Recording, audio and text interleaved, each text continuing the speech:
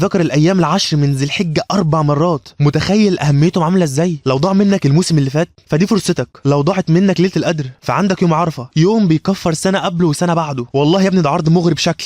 لو في رمضان بيعتق رقاب ففي الايام دي بيعتق رقاب اكتر. فاهم يعني تبقى من اهل الجنه وماشي على الارض؟ مش اسمع منك اصل الجو حر، اصل الشغل كتير والهري ده. انت هنا عشان تعبد ربنا، وما خلقت الجن والانس الا ليعبدون، مش عشان رزق والكلام ده. بالله عليك انت معاك تمن الجنه؟ طب معاك نصه حتى؟ بالله عليك في راجل يهدى له باله وهو مش معاه تمن الجنه؟ الدنيا هي فرصتنا الوحيده عشان نحصل تمن الجنه. لو راحت منك فراح كل حاجه. دقت ساعه الصفر وجات الفرصه الذهبيه، الشاطر اللي بيجي في الاخر ويدوس جامد، واحنا اهو في اخر محطه. طب نعمل ايه؟ تلتزم الذكر وتخلي لسانك شغال ليل نهار، تتوب من كل ذنب خصوصا في الايام دي. لسانك مش يبطل استغفار، الدعاء ودي من افضل العبادات. تحافظ على السنن الرواتب بتاعتك، القران ما ينفعش يتساب الايام دي. نحافظ على قيام الليل وتدعي كتير قوي. تخيل ان ربنا بيقول في الايام العاديه هل من سائل فاعطيه، ما بالك في الايام دي؟ وطبعا